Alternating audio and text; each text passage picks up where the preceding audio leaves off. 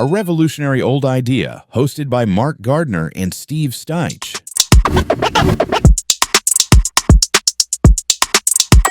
Hi, my name's Mark Gardner, and welcome to a kind of special edition of Revolutionary Old Idea. If you've been following us so far, you know that my partner over there is Steve Steich. And by over there, I mean way over there, because I'm in Kansas and he's in California. Now, tonight, as a special kind of, what makes this a special edition is that we have a special guest. We always have a guest, but this time he's really a special one. And it is Tom Guttry, who's one of my oldest friends, and he happens to be the producer and, in fact, the entire brain trust behind Revolutionary Old Idea. Well, it was his idea. It was his idea. That's scary. The brain trust, man. If we're relying on that, we're in trouble. Now, Tom, are your brains leaking out, or is there some other reason for that bandage on your face? Well, you know, I'm sitting in the workshop of our This isn't a thing to support Trump, is it? I was going to say, look, yeah. I've been trying to get a job for 11 months. And what I understand is you slap a bandage on the side of your face, you get hired. Yes. Right? Can happen. Yeah. All right. Yeah. That was my theory. Now, and my other story was I'm here in the workshop of our next guest for episode 3 coming up, Jason Wilson from Sacred Steel. And we're going to be talking to him about the world of chopper building. And but I'm in his shop, and Jason and I got in a knife fight. He won. He stabbed me in the face. So there you go. So what you're saying is you've got off light. Right. Absolutely. Oh, yeah. I thought what you're supposed to say is you should see the other guy. We will. You're going to just a little bit when we kick off episode 3. But he better be cut to ribbons. Yeah, exactly. By that time I'll be little slices of I don't know, Wagyu beef. I wanted us to do this tonight, and I appreciate you guys indulging me, joining you. I wanted to have this little fireside chat amongst the 3 of us. So the audience can get to know you guys a little better and also learn a little bit about sort of what our motivations were for Revolutionary Old Idea. Amenable to you guys. I really just kind of wanted to have this fireside conversation and go round robin and ask each other some questions, and we'll delve into the show concept as well a little bit. So with that, I don't know, man, who's kicking this thing off? Well, I want to ask Mark about how he got into writing and what's led to him. It seems like you do a lot of diverse kinds of things, and maybe explain, what caused that amount of variety in your work. But also, it always interests me the moment at which people go, I think, I could be a writer. I think that's something I could do. Trying to kill me here too. The murder is at the door. I've already been stabbed once. Just wait till he releases the hounds. Yeah, loose the hounds. All right, go ahead, Steve. I'm sorry. That's all right. Just Mark, how you reached a point in your life where you went, I think this is it. This is what I should do with myself. Yeah. Okay. That's a great question. And, honestly, it happened quite a long time ago, and it happened, I think, fairly early. I didn't study writing or journalism, but I read a lot of English, and had a broad general education at university. And then I had the thought soon after getting out of university, I thought I should be a journalist. And that was still a feasible proposition back then. Right. Yeah. There was still a market. There was still a market for that. There was still a market. There was still lots of small magazines and local newspapers, and they still they didn't pay well, but they paid for content, and they needed local content. They wanted local content, and there was a relatively low barrier to entry. I mean, it wasn't like getting a job at the New York Times. It was, when I was starting out in Western Canada, there were local magazines, there were city magazines and provincial magazines and regional magazines, and I started working in that. And I was really, of course, when you first start writing, you first start getting stuff published, it's a thrill just to get it published and to get paid anything for it. And then at a certain moment in time, I realized, after having done it for a while, well, this is amazing and very satisfying and kind of cool, but I am only ever going to pay the rent. That's it. I am never going to save anything. I'm never going to pay off my student loans. I'm stuck. And at a certain moment, when I was having that thought, a guy who owned an ad agency in Calgary had read an article that I'd written in a local magazine, and he was looking for an advertising copywriter. And so he read this article, and it said, Mark Gardner is a freelance writer living in Calgary. And the guy was in Calgary, and he's like, I'll call this guy. And of course, it was the days of telephone books. He looked me up. I had a listing, and he called me up, and he said, wow, you have really just dated yourself. You realize that. A phone book. Can you imagine? A telephone directory. Now I'm waiting. What's the revolutionary old idea? He turned the crank on the phone. Pretty much. And he got Mabel, the operator. And she put him through to you. Is that what happened? Well, I suspect he probably had a push button phone by that time, but there were still dial phones. But anyway, he called me up and he said, I'm reading your stuff, and you should be an advertising copywriter. And I was on the phone with him, and I said, do you think I am some kind of prostitute? I am a legitimate journalist, and a true writer. I will never debase myself with this kind of slavish devotion to... Right, and then he told you how much money was in it. Exactly. That's exactly what happened. And I said, all my life, I've been waiting for this phone call. And the next day, I was an advertising copywriter.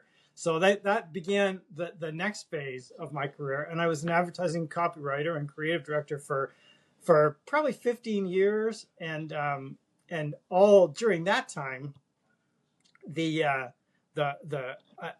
I started to make really good money, and it was actually a fun job. It was the very tail end of the kind of Mad Men days, I suppose you might say. There was lots of money in the ad business, and I was making good money.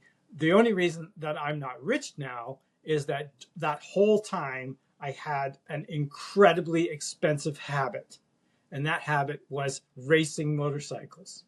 So it would have been cheaper and safer for me to be a cocaine addict.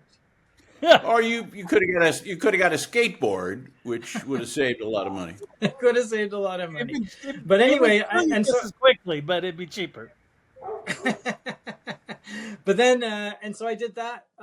So I worked in the ad business for a while, and I started writing more and more about motorcycles, and that led to work as a motorcycle journalist, and that led to work as just like a broad general journalist. My motorcycle writing involved a lot of technology. Then I ended up becoming kind of like a tech journalist. It went on and so there was all these there's been a whole series of steps, and each one makes perfect sense if you're on that path. But I mean, I admit that for an outsider to get from being a freelance journalist on general topics to being an advertising copywriter to being a motorcycle specialist to becoming a tech writer, and in between there throwing in a few unproduced screenplays, one play that was produced, 7 or 8 books. It doesn't really make any sense, but it sort of makes sense to me. Now I want to know, Tom told me that you've written lots of comedy. Tell me about that. Yeah, how did you get started, Steve? My evolutionary trail, if you will, was that I wanted to be a singer-songwriter first, and I've continued to do that. I still write and record, and every once in a while put out the occasional CD of my original music. When I was in college, there was a coffee house to play in. And so there was a way to kind of develop that on a regular basis. and what you do when you play at the little cafes and so forth is you try to tell some interesting story before the next song.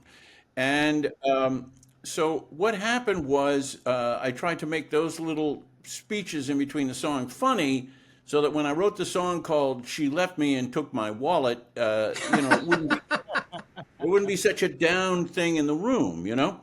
So, so then, coming out of college, I wrote a play, and we did it at that same said coffee house because that was the easiest route, and everybody was out of college but just hanging around, going, "I don't know, what do you want to do? I don't know, what do you want to do? I don't know, what do you want to do? You want to do a play? Okay, let's do a play." So then we did this play in college, and I was very interested to see my words, my work, my ideas, but standing in the back of the room watching it, not having to perform it and letting others do the performing of it, that I kind of got hooked on theater there. But then I parked that. After college, I moved first to Denver. When I went to Denver, I did my songs and played in more coffee houses and so on and so forth. And then ski resorts, because Denver, you drive out of town and you play at a ski place. Then the stand-up comedy boom happened. The synergy between cable television having nothing to put on, and stand-up comedy costing about 4 cents an hour to put on television. And so I basically, in my first comedy stint, talked more and played less. I still took my guitar to the stage because I was kind of afraid to not have my life preserver, And then that went so swimmingly well, and there was a lot of actual, if you can believe it, there was demand. There was demand. People were demanding comedians. And so then at one point, I just set the guitar down and picked up the mic and just did comedy and did that for, oh gosh, I don't know. I think I always tell people about 12 years, but I think it was actually that long. People who had been friends of mine in comedy were starting to go to LA and get television shows, and they were contacting me and saying, "Do you want to write for this television show that I'm doing?" And so that's how I got into TV comedy writing. And then as I was doing that, I started to miss the feeling of authorship that came with writing songs and other things. And I started to write plays and produce and direct my own plays. And I've done, I don't know, 30, 40 things where I just got actor friends to do it and put it on stage and let the pieces fall where they may. And I love live theater. I'm a little torn about what it's supposed to be doing right now, because it seems like almost everything on every theater stage ought to somehow be angry about what's going on in the country, and you can't really entertain people that way very well. So, although it can be done, and my last play was very much about the current political conditions. And then, about 2 years ago, I got interested in writing short stories, and that led to wanting to self-publish those. And I did put out a book of short stories. In fact, we have it right Wow. here. I didn't know this. Not that kind of bad. Not that Oh, kind of very bad. cool, And Steve. it turned out very well. And I'm working now on a second one of those. So I have a recording studio out in the desert where I'm teaching myself how to do digital audio recording, and I'm writing short stories, and I'm having fun in this that we might grandly call the bottom third of life. The bottom third is The something. bottom. Hey, yeah. Hey, Steve, I've got a couple questions to follow up on that for you. The first is, do I recall correctly that you did a stint writing it for Saturday Night Live? No, you recall that incorrectly. What I Oh, did do was write for various cable shows, and well, that's how one we of met. those, the comedian.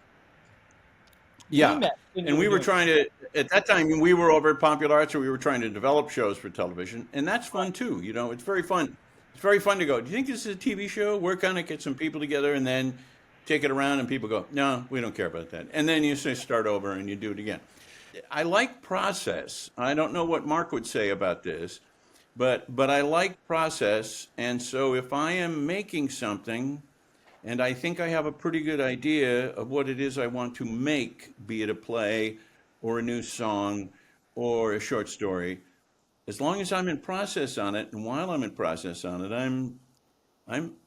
I'm pretty happy. I think results matter. I think it's nice to have audience. I think it's nice to have people catch up with what you do and then tell you later that it meant something to them.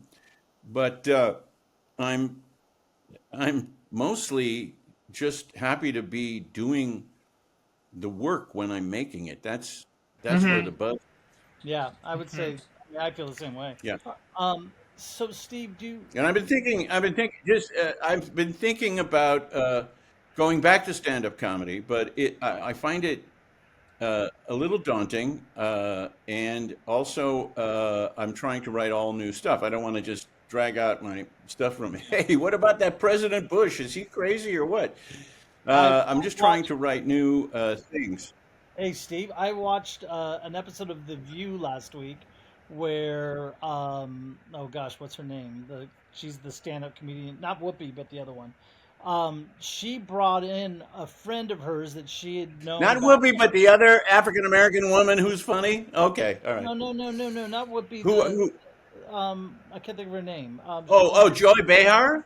Joy Behar, yeah. So Joy brought a Yeah, friend yeah. on the.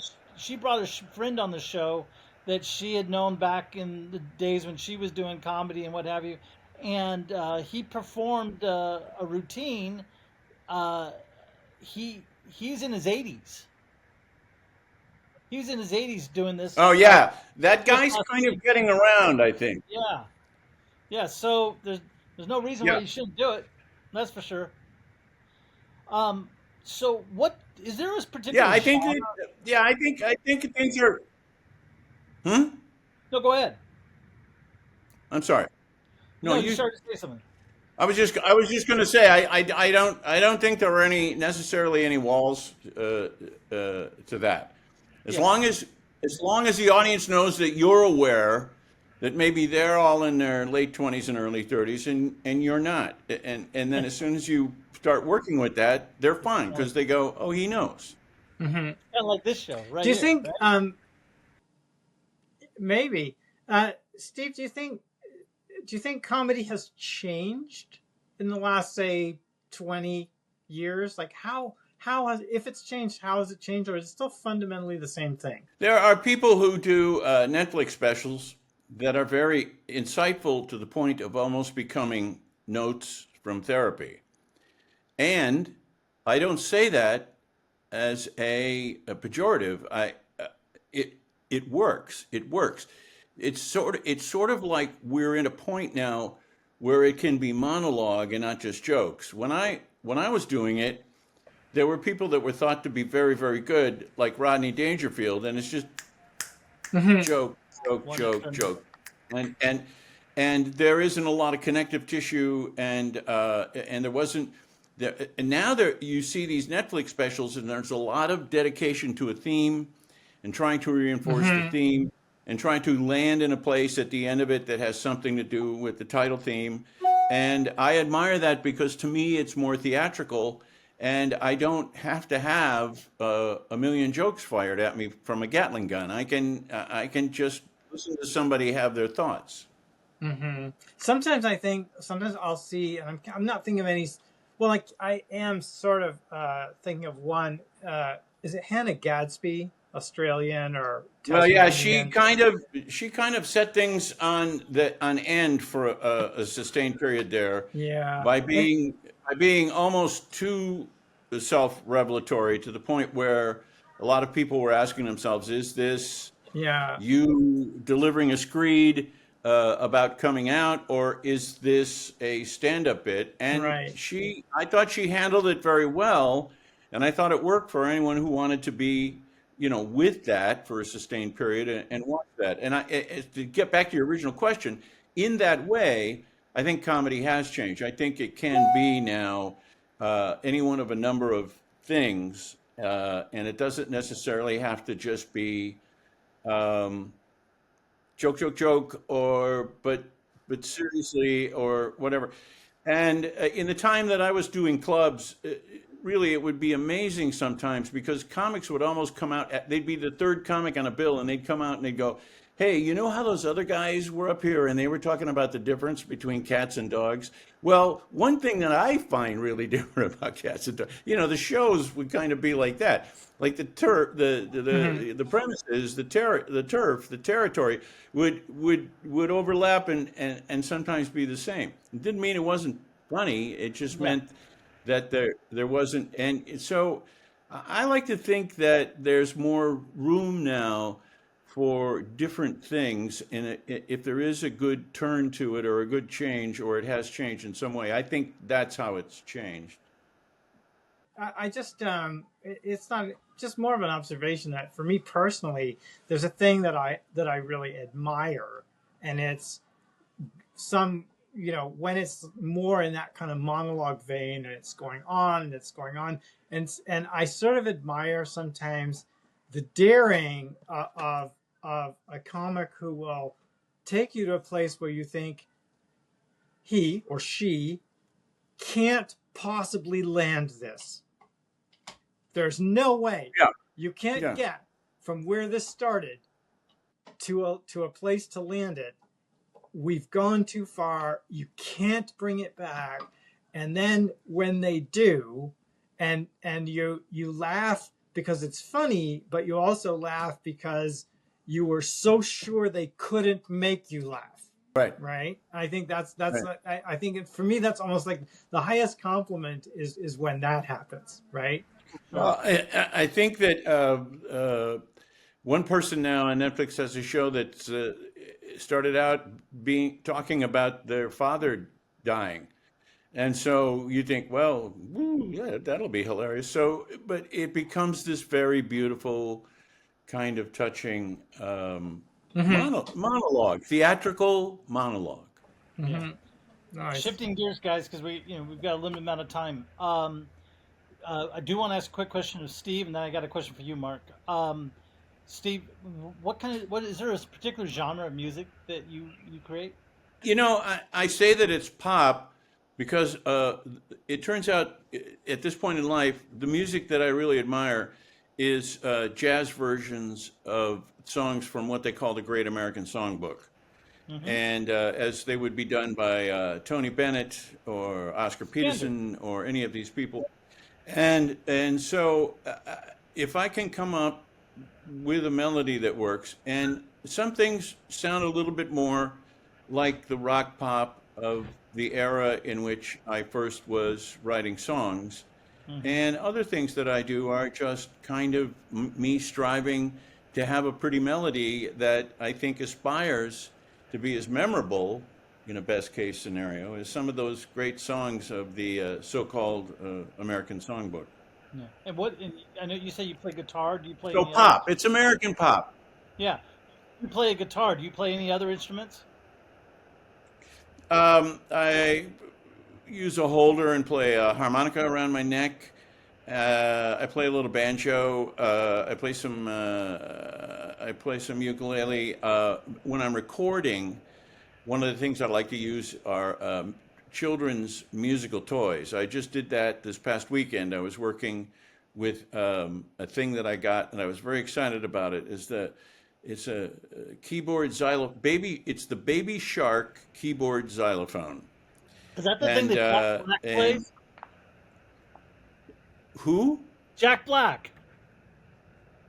Oh, maybe. Yeah, it might be. He might have that. It's like it kind of looks like a saxophone. Yeah, it's a. Yeah.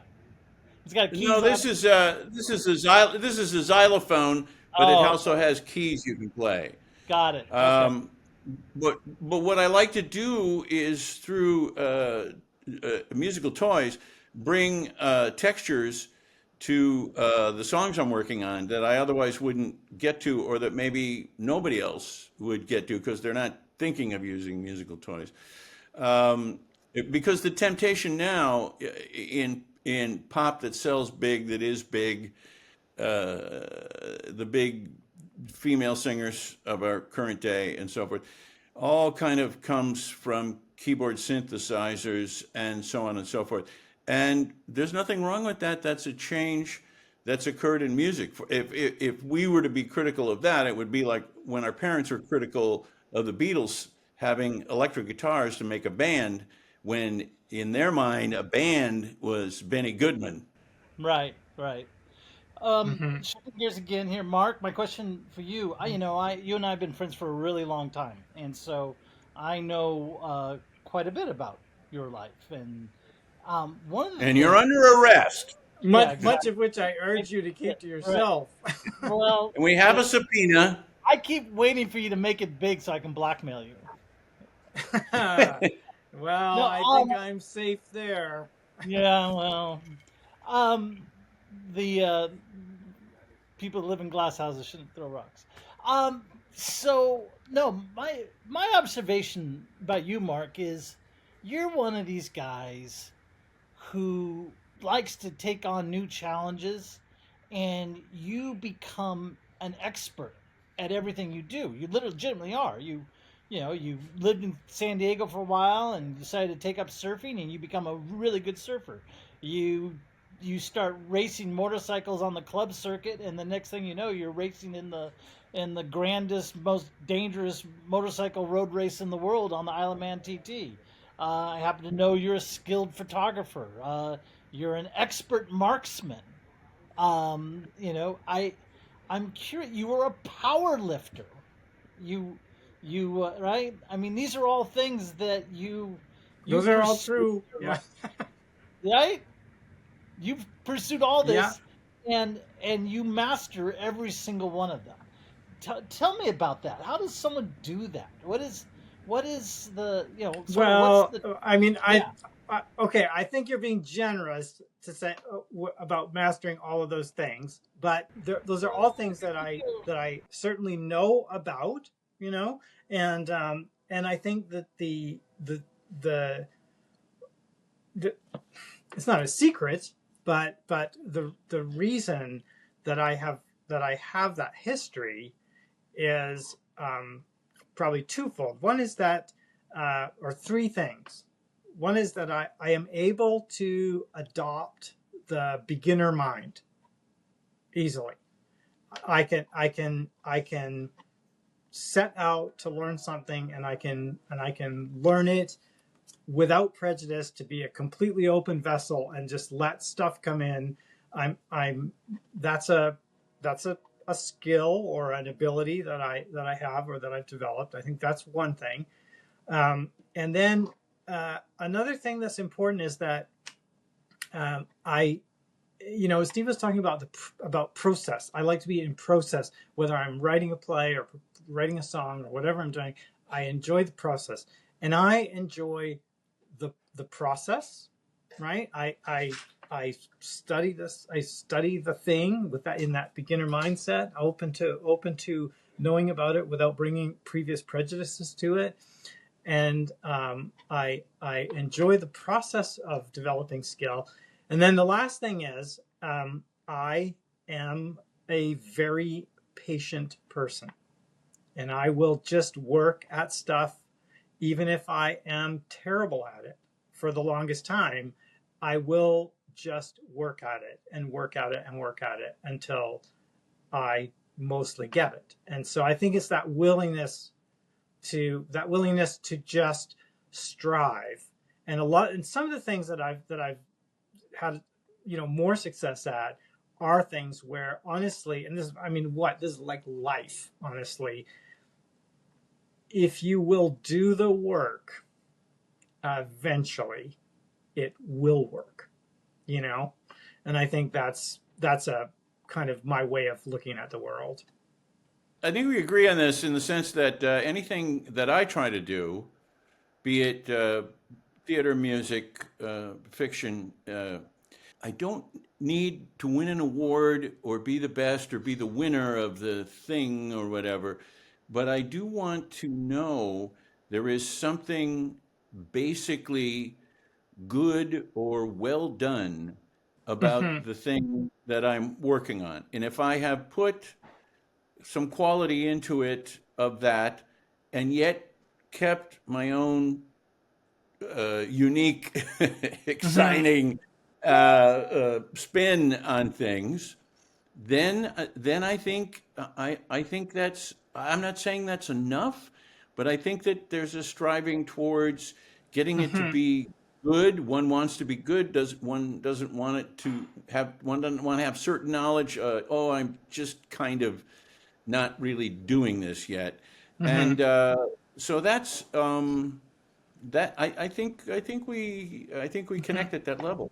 Yeah, Yeah. and I think Well, one thing I would just add to Tom's line of inquiry, which we will now edit out because I've completely forgotten what that thing is.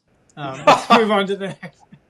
so all right. So Mark, you once said to me um, that when you started club racing motorcycles, I think you said you were in your 20s. I may have the chronology wrong, but and you said you were terrible at it. You crashed, you failed, It was so terrible. much so. I've always been terrible. I have started everything at the lowest possible But you level. said that you gave it up. You walked away from it for like 10 I years. did.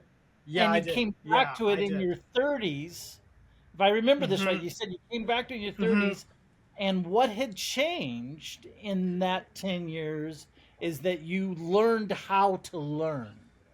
Yeah, And and that's essentially the process that I was describing. And I think yeah, now I'll circle back to the thing that I totally forgotten, but I think this is going to resonate with all three of us, is that um, for me, and just I can't remember who it was, but just recently, sometime in the last few weeks, somebody said, well, you love competition," and I corrected them a little bit, and I said, "Yes, I do, but the person I'm competing with is me." Okay, what I want is I love getting better. I love getting better at something. I don't have to be the best. I don't have to win at any particular level. I love winning.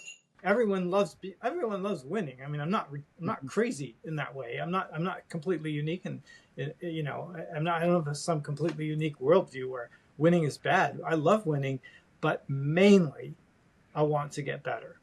And you know yeah, what? What I've learned in so many areas of life is if you are patient, tiny incremental improvements end up making you that guy that your friends are going like, "Whoa, he's amazing at that," And you didn't start there, and it wasn't yeah. easy, but Well, you can get there just with patience. that's great advice, right? Yeah, I want you to make some kind of general statement about what drew you to the idea that is this podcast and its theme. Sure. Um, I mean, so why did you do this and not do any of the million other things that could have been a podcast headboard or headline? Well, in all fairness, I mean, Mark had an endeavor a few years back that inspired me. He was trying to build a creative agency that really targeted a an audience of a certain age, right? Of I don't know, would it be like an over 50 Over demographic? 50, yeah, Yeah, yeah. and in fact, he called his agency "Revolutionary Old Idea," and so I stole that from him. But the the and Yes, that's so what I call a petty theft. Let me tell you. It's the copyright police. They're outside your right, house. right. But my motivations were, a couple fold. One, I think no secret. I've been, I got laid off. I've been working in tech marketing for the last, 7, 8 years, and these big technology companies, they use layoffs like a restaurant manager cuts the floor. As the evening gets slow, everybody they start sitting waiters home. Well, they do the same thing in tech, and I was laid off a year ago, and from Intel, and I was having it's still actually struggling to find my next gig. And so one of the things that resonated with me was being over the age of 50, let's say, um, was this idea that experience has value in creative endeavors. And I really wanted, one of the subtexts of our series, we don't necessarily bang the drum and hit it on the nose all the time, but if you're paying attention, I think if people pay attention to what you guys are talking about, usually, one of the questions is, what role does experience have in your craft? And so I really wanted to explore that and highlight it, because I think in creative professions that's often undervalued. Um, so there was that. The other reason, simply probably very similar to you guys, is I find in my life key to happiness. I need a couple of things. I'm a big outdoorsman, love to be outdoors. If I go too long without being in a natural environment somewhere beautiful and rugged and maybe a little remote, it affects me psychologically, emotionally. I need it in my life. The other thing I need in my life is creativity, and I as a hobby, and I'm not very good at it. To Mark's, very much subscribe to what Mark said. I have a hobby of I'm a custom knife maker. I build knives, I create knives, and I'm just a beginner. I'm not one of those guys you're going to see on a television show melting steel and pouring Damascus and doing. I mean, I'm in the very, very beginning, but it's very creative for me, and I love mechanical art, and that's why I think this next episode we're about to do with Jason Wilson is so exciting for me, because that's his realm as well as mechanical art. So anything that's mechanical and has beauty, whether it be a watch or a knife or a motorcycle or a firearm or you name it, mechanical art is something that turns me on. So it was the need to stay creative during this period where I wasn't working, and wanting to explore this idea of the value of experience in creative professions, and wanting to talk to people that aren't millionaires. None of us are millionaires. Not to talk to regular working folks, regular working stiffs that are creatives in a wide multitude of professions and specializations and interests, and how they make a living doing what they do, as roll up the shirt sleeves working people. And I wanted to explore some of that, because I was hoping that maybe we'd find some commonality, and sure enough, just in this conversation we've had with each other here today, I see some of that commonality. That Yeah, and I've seen it in the guest that we've had. Mark, what's your thing that about the general concept of this podcast that you might add to Tom's Well, first I want to say description? that Tom won't say this, but he is also, the reason he's doing this is that he is a born producer, and he cannot help himself. He is going to produce something, or going to try to produce something, and that is that's also part of who he is. Yeah, I know. I went to his house for breakfast, and you couldn't start eating the waffles until the lighting was right. I don't know what that was about. yeah, yeah. That's probably it. But I do think I think Tom really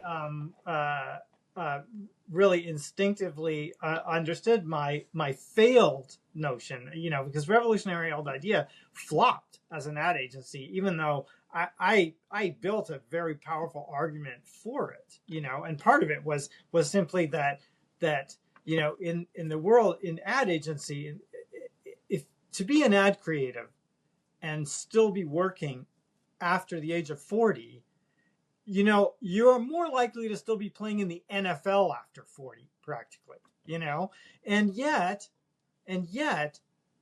everyone, almost all the money is in the hands of people who are over 50. Now, I'm not talking about us three, probably, but other Right. people who are over 50 have all the disposable income. And so what used to drive me crazy, and I constantly made this argument. I went to big advertising conferences, and I gave speeches, and I talked. I wrote guest editorials in ad magazines, and I said, why are ads for Viagra so cringeworthy?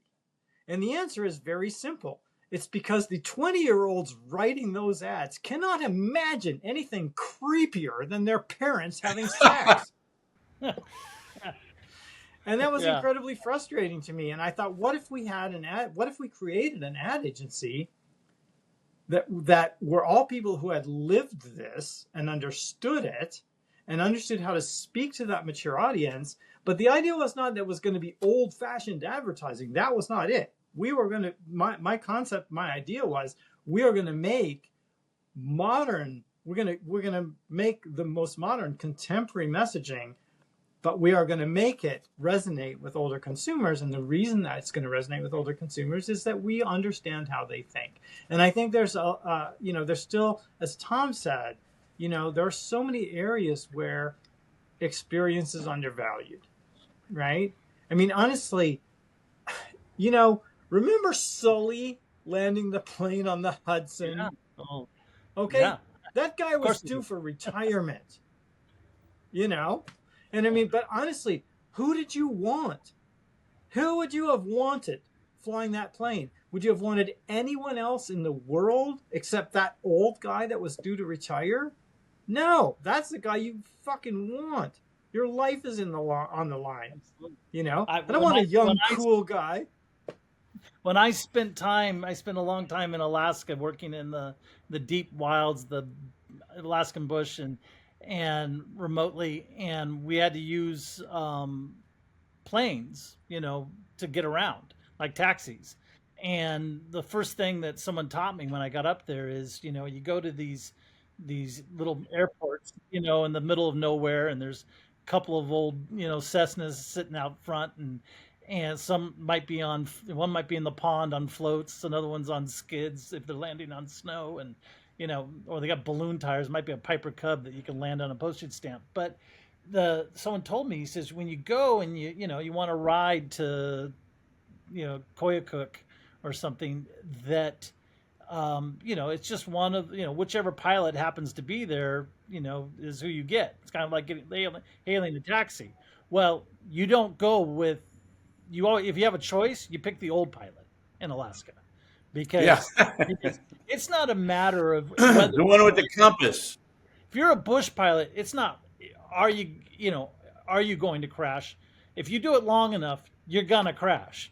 And so you want the guy that's navigated those, that turf, so to speak, that's managed to survive for 40 years as a bush pilot. And we only got 2 minutes left here, guys. But the other thing was, you said something, Mark, and now it just flew right out of my old brain. Think on that, because I just wanted a footnote that I personally think one of the things the show is about, although it's about all the things that we've talked about here, is the idea that at any one time, an idea that has been considered done or past its time could come back. I would offer some quick examples of LP vinyl albums suddenly having this cachet.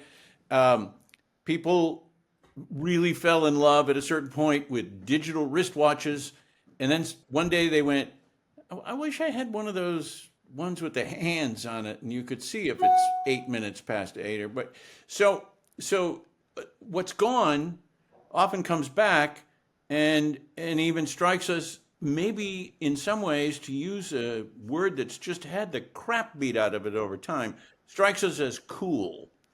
And then also it can be functional. And now look at what's going on nationally. people are like, boy, I'm sure nostalgic for old democracy. Remember old democracy? That was That was a kind of tasty. revolutionary old idea, wasn't it? I enjoyed the rich, creamy flavor of old democracy and freedom.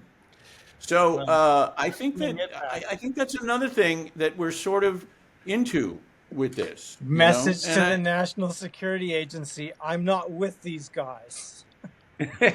We've held him hostage, He and is and we're making him say these things, or he's going to be beheaded.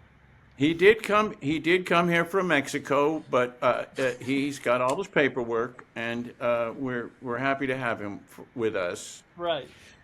But Okay, I think that's another thing. I think that's another thing that's happening right now is there's a deeper